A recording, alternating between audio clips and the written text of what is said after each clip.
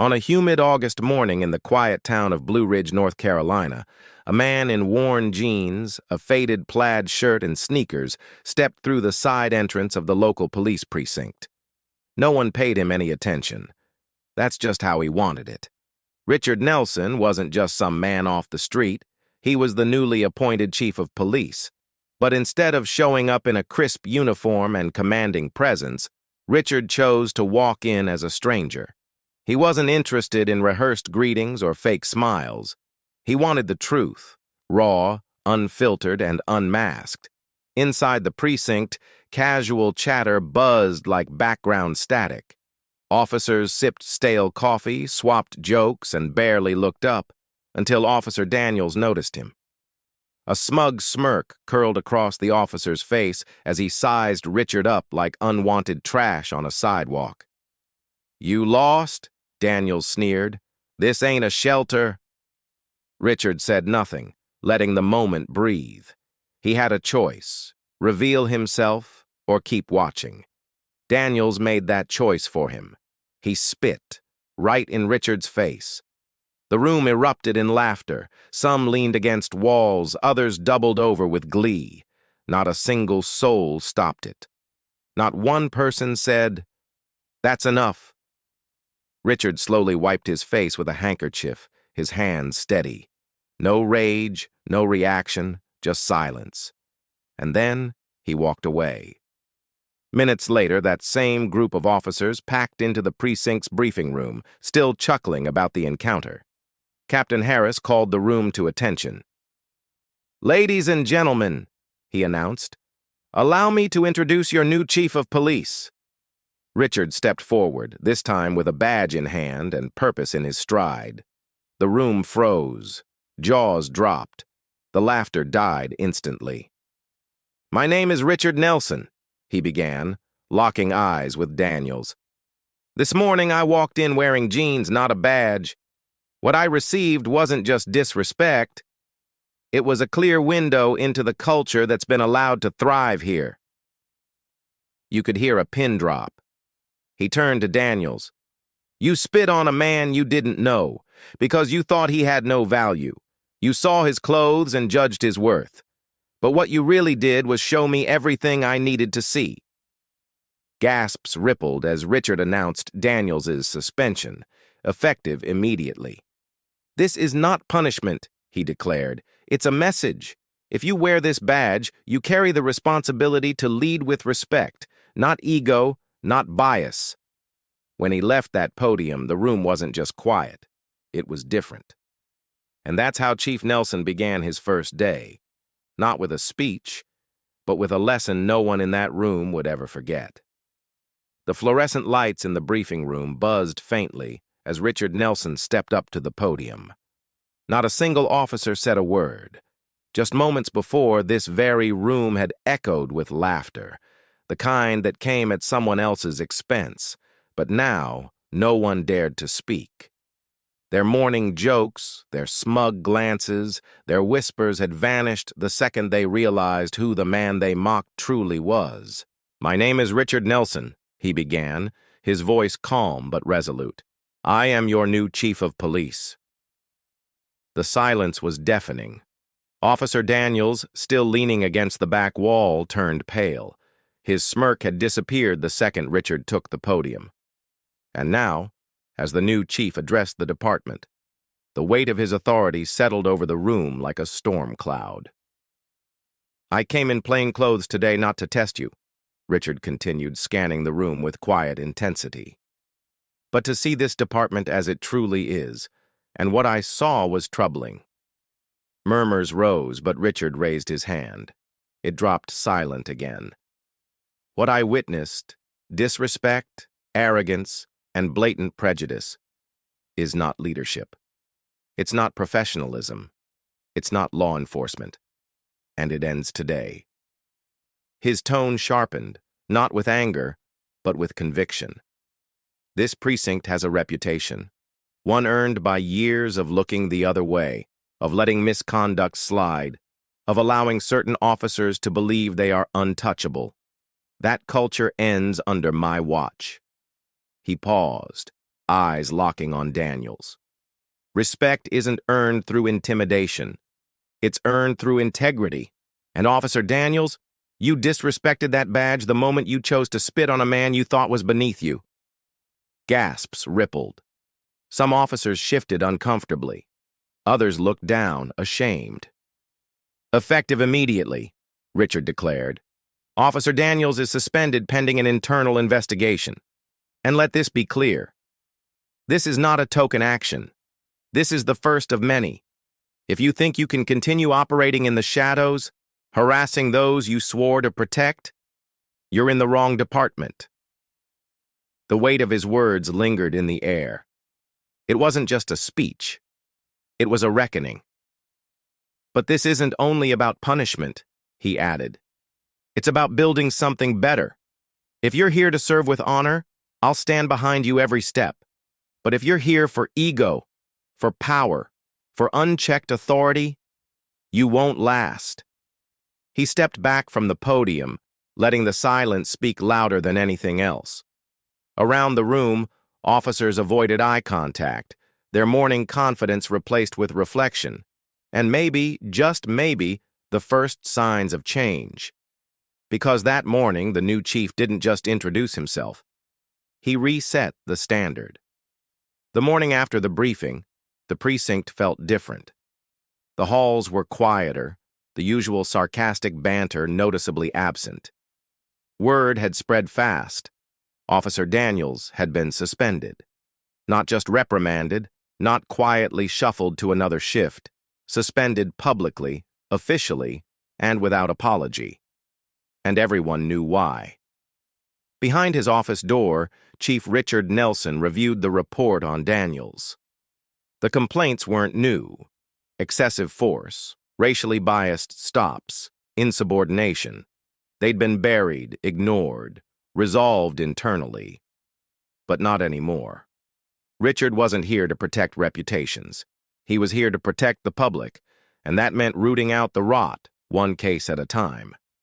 He stood, adjusting the framed photo on his desk, a younger Richard, in uniform, flanked by two smiling black officers, his mentors, men who had taught him what leadership looked like when no one was watching. That afternoon he walked the halls, not to inspect, but to be seen. Officers turned as he passed. Some greeted him with stiff nods. Others avoided his gaze entirely, but one, a young officer named Reyes, stepped forward. "Chief," she said, her voice steady but unsure, "I wanted to say thank you for what you did yesterday." Richard raised an eyebrow. "Thank me?" She nodded. "For standing up to what's been happening here for years. I used to think I had to laugh along or stay quiet to keep my job, but you made it clear. It's okay to speak up now." He gave a small nod, the kind that meant more than words. "It starts with one voice," he replied, "then another. That's how we change the culture, from the inside." But not everyone welcomed change. Daniels, now on administrative leave, had filed an appeal, claiming he was being targeted unfairly. Richard didn't flinch. The truth was on his side, and more importantly, so were the facts. An internal audit revealed years of unchecked complaints, patterns of behavior no one had been brave enough to challenge. Until now. When the news reached the rest of the department, reactions were mixed. Some grumbled about cancel culture. Others defended Richard's decision, grateful for leadership that didn't hide behind bureaucracy. The division was real, but so was the shift. The locker room jokes grew quieter. Officers paid closer attention to how they spoke and how they acted. Weeks later, during a morning roll call, Richard stood before the squad again. "I didn't come here to tear this department down," he said. "I came to build it up, to make it worthy of the people we swore to protect. You want to be part of that? Good. I'll walk with you. But if you're not ready for change, step aside, because it's already begun." He didn't need applause. The silence told him everything. This wasn't just a department anymore, it was becoming a team. and Richard was leading it. One hard truth at a time. Richard Nelson knew that suspending one officer, even one as toxic as Daniels, was only the beginning. It was a spark. But to create real change, he needed a fire. So on a gray Wednesday morning, just 1 week into his role as chief, he sent a directive that shook the walls of the Blue Ridge Police Department. A full departmental audit. Every complaint, every use of force report, every internal review that had been quietly buried under paperwork was now being dragged into the light. The reaction was immediate. Whispers echoed through the halls.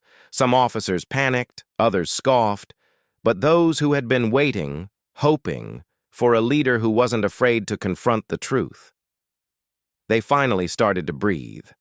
One of them was Officer Carla Monroe. A veteran with nearly 15 years on the force, she had watched the culture of silence eat away at good officers for too long. She found Richard in the hallway that afternoon, clutching a worn folder. "Chief," she said quietly, "there's something you need to see." Inside were handwritten notes and emails she had kept for years, complaints she'd tried to raise, patterns of harassment, favoritism, and retaliation that never went anywhere. "I stopped speaking up," she admitted. "It always came back on me. But if you're serious about this..." Richard looked her in the eyes. "I am, and you're not alone anymore." Within days, other officers followed. Files appeared on Richard's desk. Anonymous tips, copies of past incident reports, names. The pattern was undeniable. A small, protected group had treated the precinct like their playground, while everyone else either endured or stayed silent. But now, the silence was breaking. Richard called for training programs, not the checkbox kind, but real conversations. He brought in community leaders, civil rights experts, even former officers who had left because of the toxic environment. Some officers rolled their eyes at first, but over time, the mood shifted. Officer Reyes, once too afraid to speak up, began leading a peer support group. Sergeant Molina, who had once looked the other way during Daniel's outbursts, apologized publicly and offered to help mentor new recruits. The walls were still lined with the same photos and plaques, but the people inside them were changing. It wasn't easy. Some officers left, unable or unwilling to adapt. But those who stayed began to see something they hadn't in a long time. Hope. Richard didn't seek praise. He didn't care about headlines. But as he stood one evening in the now busy community room, watching his officers shake hands with residents, share coffee, listen, he allowed himself a small smile. This wasn't just reform. It was a rebirth. And Blue Ridge was finally beginning to look like the place it was always meant to be. When Officer Daniels filed an appeal against his suspension, claiming unfair treatment, Richard Nelson wasn't surprised. Men like Daniels rarely admitted fault. They doubled down, betting on a system that had always protected them. But this time, the system was different. He was different. The morning the appeal reached his desk, Richard sat in his office, the blinds half closed against the rising sun. He didn't rush to open the envelope. He knew what it would say. "I was just doing my job. This is a misunderstanding. I didn't know who he was." All excuses. All distractions. But Richard wasn't interested in excuses. He was interested in truth. He called for a full review of Daniel's record, not just the sanitized version in his personnel file, but every complaint, every use of force report, every informal warning that had been swept under the rug. It didn't take long before a disturbing pattern emerged. There were whispers from past supervisors who had counseled Daniels but never documented it. Notes from civilian complaints marked no follow-up. Reports filed by rookie officers who had seen Daniels intimidate suspects, especially Black and Latino men, only for their concerns to be dismissed. In total, over a dozen red flags, and not a single formal consequence. Richard brought the findings to the Internal Review Board himself. "This isn't about one bad moment," he told them. It's about a pattern and a system that allowed it to grow. Daniels, flanked by a union rep, sat stiffly across the table. His face was red, his hands clenched. "I've served this department for years," he snapped. "You're throwing that away over one mistake?" Richard leaned forward, voice calm but resolute. "You didn't make a mistake, Officer Daniels. You made a choice, and you made it more than once." The appeal was denied. Word spread quickly through the precinct. Daniels had been untouchable for years, but now he was out. Some officers grumbled, worried about what it meant for them. Others breathed easier, relieved that someone had finally drawn a line. Richard didn't gloat. He didn't make speeches. Instead, he walked the halls, made eye contact, and let his actions speak louder than any announcement. He wasn't here to tear down the department. He was here to rebuild it. But rebuilding meant clearing out the rot, no matter how long it had been ignored. Later that week, he received a letter from a former officer who had left the force after Daniels had sabotaged his career. It ended with 4 words: "Thank you for seeing us." Richard folded the letter and placed it in his top drawer, not as a trophy, but as a reminder. Accountability wasn't personal, it was principle, and under his watch, it would no longer be optional. Not long after Officer Daniels' suspension, Chief Richard Nelson stood in front of a whiteboard in the precinct's community room, written in bold letters across the top: trust, respect, accountability. Below it, just one question: what does the community think of us, and why? Silence hung in the air. The officers in the room, young and old, veterans and rookies, shifted in their chairs. Some crossed their arms, others stared at the floor. These weren't easy conversations, and Richard didn't expect them to be. But he knew they were necessary. "Let's talk about it," Richard said, his voice calm but unwavering. "Because until we're honest with each other, we'll never earn the trust we've lost." A few officers nodded slowly. Others scoffed. Sergeant Vaughn, a 20-year veteran with a grizzled mustache and an even more worn attitude, muttered under his breath, "We're not social workers, Chief." Richard heard him but didn't flinch. "We're peace officers," he replied. "And if the people we serve don't trust us, then we're failing at our job, no matter how many arrests we make." The room quieted again. Over the following weeks, Richard hosted open forums inside the precinct. Officers were encouraged to speak freely about their frustrations, their fears, their blind spots. And slowly, things began to shift. Officer Reyes, a young Latina in her 2nd year, stood up during one meeting and admitted something few were brave enough to say aloud. "I used to laugh at Daniel's jokes, even when I knew they were wrong. I thought staying quiet was safer." Richard looked her in the eye and said, "Speaking now is the first step to changing everything." Reyes nodded. From that day forward, she became one of the most vocal advocates for change within the department. Another breakthrough came when Officer Blake, a white officer in his 30s known for his rigid demeanor, approached Richard after a session. "My dad was a cop, taught me to never question the badge, but maybe that's what got us here." Richard clapped him on the shoulder. "Questioning isn't weakness, it's how we evolve." Of course, not everyone embraced the shift. A few officers requested transfers. Some filed quiet complaints about the new culture. Richard accepted it as part of the cost. Real reform didn't come with unanimous applause. It came with resistance, discomfort, and eventually, breakthrough. One day, a community elder stopped Richard outside the precinct. She didn't say much, just placed a hand on his arm and said, "I see the change. Thank you." That moment meant more than any headline or ceremony. For Richard, every officer who spoke up, every stereotype challenged, every hard conversation held, it was all progress. Tiny cracks in the old foundation, making room for something stronger. Change was coming. Not fast, not perfect, but real. and it was built conversation by conversation, heart by heart. That was how trust was rebuilt, not with declarations, but with deeds. 6 months after Richard Nelson first walked into the Blue Ridge Police Department undercover and was spit on by one of its own, everything felt different. It didn't happen overnight. The laughter in the halls was still there, but now it was lighter, no longer laced with superiority or exclusion.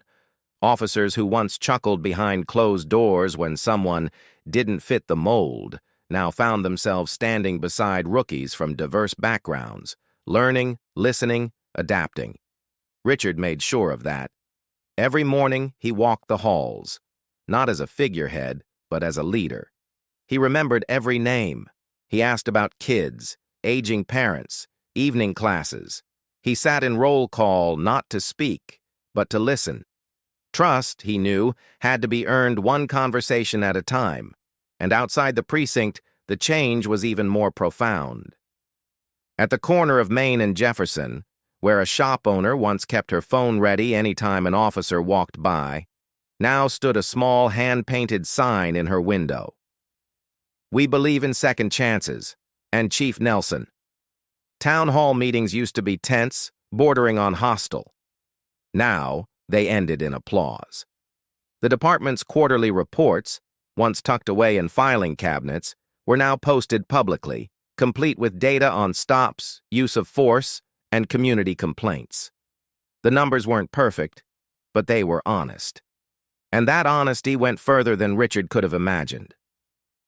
One Saturday morning during a community cleanup event, an elderly man approached Richard with a broom in one hand and a folded newspaper in the other. "You made the front page," he said with a proud smile. "But not for what you'd think, not for an arrest, not for a controversy, for the way this place feels different." Richard looked down at the headline. "From Division to Unity, How One Precinct Became a Model of Reform." Inside the station, Officer Reyes had just been promoted. Officer Blake, once skeptical, was now leading diversity training sessions with younger recruits. Daniels, the officer who had once spit in Richard's face, had long since been dismissed. His name now served as a quiet warning on what the precinct would no longer tolerate. But Richard never spoke of Daniels. He didn't need to. His absence said enough. One day, a group of kids on a school tour passed by Richard's office. One girl peeked inside, wide-eyed. "Are you the chief?" she asked. He smiled, standing. "Yes, ma'am, I am." "You don't look like the chiefs in movies." Richard chuckled. "That's the point." By the end of his first year, the Blue Ridge Police Department wasn't perfect, but it was transformed. And more importantly, it was trusted. Not just by the people who wore the badge, but by the people the badge was meant to protect. Richard stood at the station's front steps one evening, watching the sunset wash the town in gold. For the first time in a long time, Blue Ridge felt whole again, and he knew they were just getting started.